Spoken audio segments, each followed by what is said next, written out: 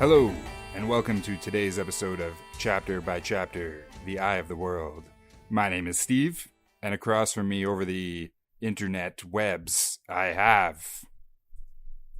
Will Cowan. See, Hello. you know now at this point that I'm not going to give you the whole rigmarole, big old fancy introduction. So he's giving it to himself. I gotta be my own hype man. That's what my therapist keeps telling me. Perfect.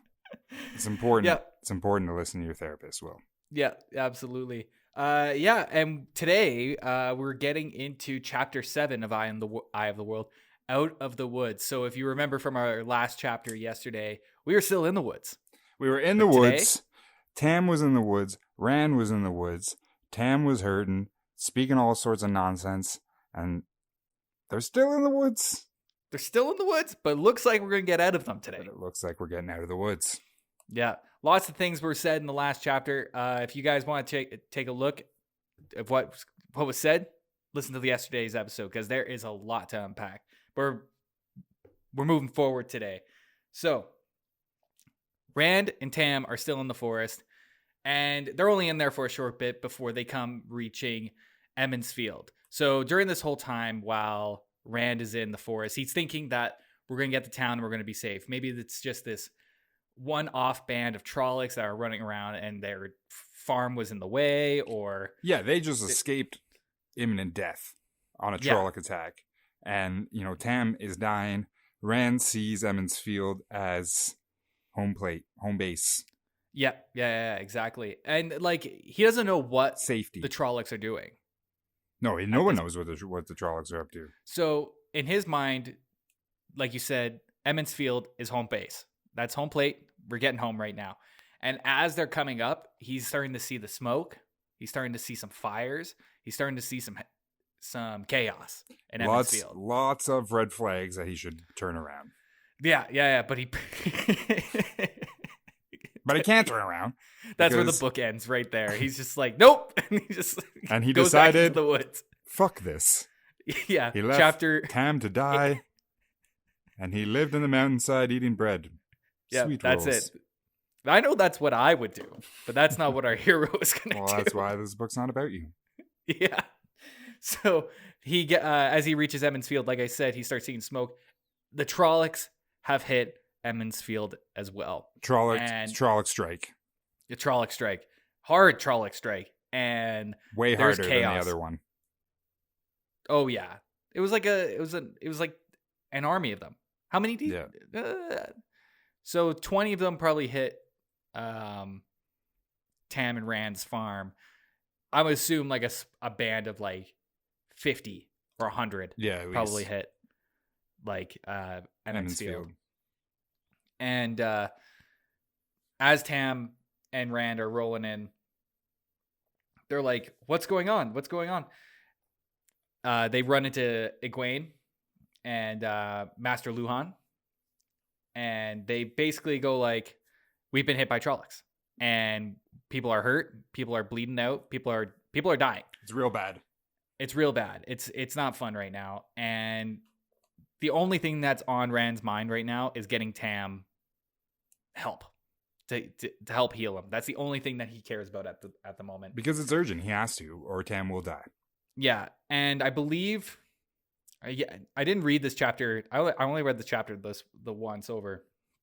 And he tells Egwene and Master Luhan that he needs to find Nynaeve, the wisdom in town. Yeah. Nynaeve shows up and she takes a look at Tam and she's like, he's a goner. Yeah, she's like, woof. You came to see me, eh? Yeah. Huh.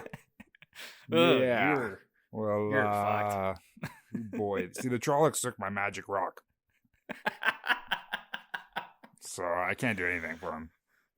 Sorry, guys. Bye. Anyways. Nynaeve basically says she can't do it. She's like, the best thing we can do right now is just make him comfortable. We don't know what else we can do. And at that point, Rand doesn't really know what to do now. I think he heads over to the Wine Spring Inn. Yeah, he heads over that way just to like find a bed for his dad to lay in. And that's where he runs into Bran, the Wine Spring Inn owner and mayor of town, who we've seen quite a bit already. The mayor's surprised that they're even alive. Yeah. And now I'm trying to remember here. Was it Bran that suggested? Oh no, because as he's coming in to the Wine Spring Inn, he sees the Gleeman sitting on the front porch. Yeah, like Tom joins in. Yeah. He sees Tom sitting on the front porch of the Wine Spring Inn, and this is where we finally learn for a fact that Moraine is an Aes Sedai. Yeah, it is revealed. It is discovered that she is an Aes Sedai. Aes Sedai. And Amy Sedaris. She's an Amy Sedaris. There's a lot of Amy Sedaris in this series. Listen, I got a cat situation going on over here. That's okay. I like cats. For any cat this is how our ratings are going to go up. People love cats. People love cats. So Tom tells Rand that Moraine pretty much almost single-handedly with Lan, so not single-handedly. Yeah, but the two of them fight off the Trollics. Yeah, they just cleaned house. He's like Moraine was shooting lightning, and Lan was he was like doing that thing that Link does in Zelda when you hold A, and you just spin the sword around in like 9 circles and kill 10 dudes. Now we're quoting verbatim from the book. Oh yeah. And that's when I believe Bran comes out, sees Tam, and because of the realization that Moraine is an Aes Sedai, I think it was Bran's idea to go talk to Moraine and ask her if she can help Tam. Well, he mentions the mayor's like, she's an Aes Sedai? Word? I heard the Aes Sedai can heal people. And they're like, they can. And the thing is with Aes Sedai is like, you don't want to be in bed with Aes Sedai. Well, so no one's really happy about the concept of the idea when it comes up. Yeah, like the people of Edmondsfield, the Aes Sedai aren't necessarily looked on as favorable people. They're kind of like, from everything that I've gathered so far up to this point, Aes Sedai are just people you don't want to be hanging out with. I don't know if evil's the right term, but just like people of Edmondsfield don't want anything to do with it. Sketchy. Yeah. And the other thing is that while Rand is in the front of the Wine Spring Inn, he looks onto the door, and there's a marking on the door in the shape of a Dragonfang, and it's called a Dragonfang. And what is a Dragonfang there, Mr. Steve Haynes? You want to pour into the glossary? I'll pour into it.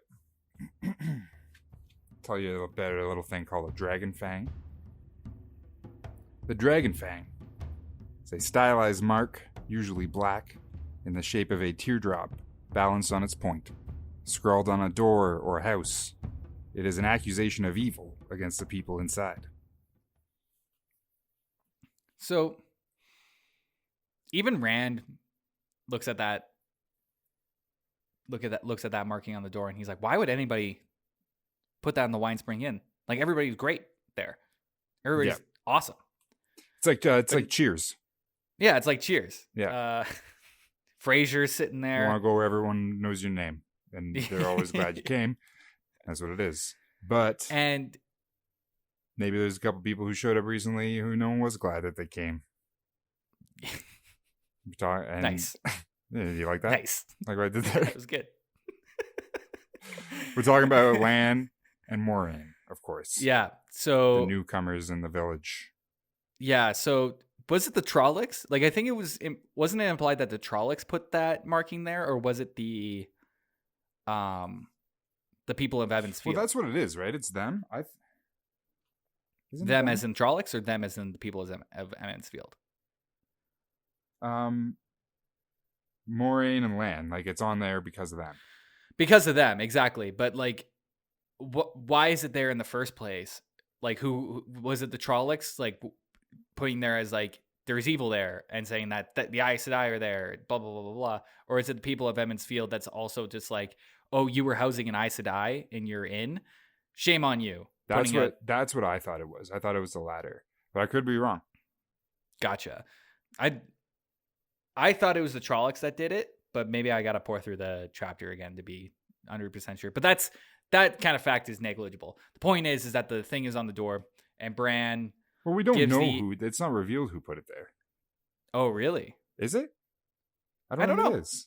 I thought it was referred to as the Trollics did it, but it doesn't really matter because everybody knows that that Moraine is there anyways. Yeah, because she just revealed herself when she was kicking ass. Well, yeah, it's kind of hard to miss a woman calling down lightning out of the sky. Yeah, if you want to remain incognito, if you're a wizard, don't do wizard stuff. Don't do it. So, where were we? Right, Bran tells Rand, why don't you go talk to Moraine, see if she can heal your dad.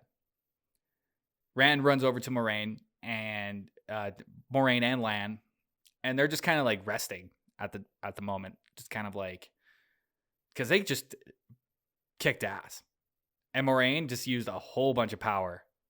She got to let that mana refill. And she agrees, but she's like, just give me a hot second. I just got to take a knee, and I'm right behind you. Just give me 2 seconds. Yeah.